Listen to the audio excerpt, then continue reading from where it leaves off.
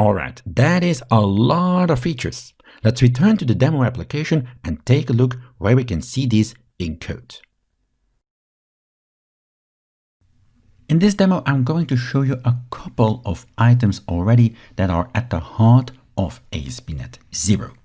And let us start with application services or app services. Now, what is an application service really? I have one open here. It was part of the application project as we saw in the previous demo. And it is the organization unit app service. As the name implies, this is indeed an application service. Now, an application service is typically going to be used to expose logic towards the presentation layer. In our case, the application service is going to expose logic that in the end will be called via the API and used from the Angular code. Communication with this service is handled through DTOs. For example, here I have the getOrganizationUnits method that is going to return a list of DTOs. DTOs are going to be used to return and send data to this app service. This app service can also work with business logic or can also directly work with a repository. In this case, we're working with a repository directly from the app service. Notice also that my app services are going to have an interface, which was defined in the core project, by the way. This custom interface will always inherit from the iApplication service, which is part of ASP.NET 0. Now, to work with the data, we are going to work with a code-first approach. I already showed you in the previous demo that ASP.NET 0 is based on EF Core, Entity Framework Core, the core version of Entity Framework, that is. And in this Entity Framework Core project, we have the phonebook demo DB context. That's our context that will contain a DB set for all the entities that we are working with. It also uses this onModelCreating to apply changes to the model that will be created. So this is a full code-first approach really. And this database context will be used in a lot of places, amongst others in repository classes.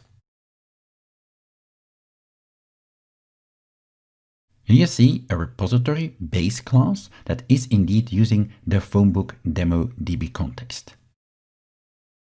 Authentication is of course a vital part for any web application, and as we'll see later in the course, authentication is done via tokens in this case, because of course we are communicating with API endpoints and the client will have to send back a token that it received earlier. This way, the server side can validate if the request is allowed or not. The handling of this token is done via this token auth controller here, which is part of the web core project. Again, this can be used for multiple web projects. That's why it is inside of the web core project. In here, we'll find a number of methods, such as authenticate, refresh token, check if the refresh token is still valid, and so on and so on. So you see here that a lot of this functionality is already built into ASP.NET 0. Let's next take a look at logging. Logging is again built into ASP.NET 0 and by default uses Log4Net, but you can easily include another log provider if you want to. For example, let's take a look at the SMS sender class. In here, a logger will be injected. That's basically the provider model being used here. In the code, we just use this generic logger.warn, and behind the scenes, the configured logger will be handling these log messages. In an application such as ASP.NET 0 and also the application that you'll be building on top of ASP.NET 0, a lot of mapping will need to happen. Imagine that you have a DTO that is coming into an app service. You will need to map this into an entity, for example, or into another DTO.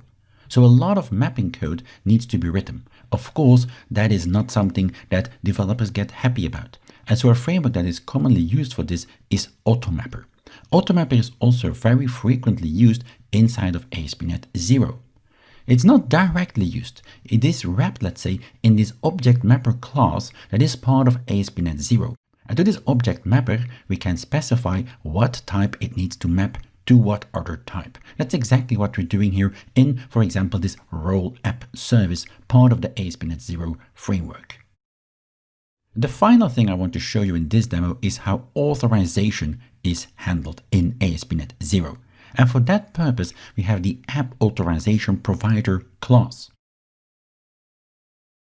In this class, you will find a long list of all permissions that are available in the application, and they will all get a unique name. For example, a permission can be Pages Administration Roles Create. That is the permission name, which is unique within the application. It's actually a constant that is defined elsewhere in the application. Of course, defining permissions is not useful if we don't apply them. Here we have an app service again.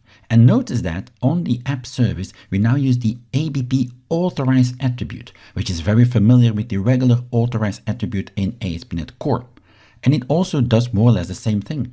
It will only allow access to the functionality exposed on this app service if the user can provide us with that particular permission, again with that same constant.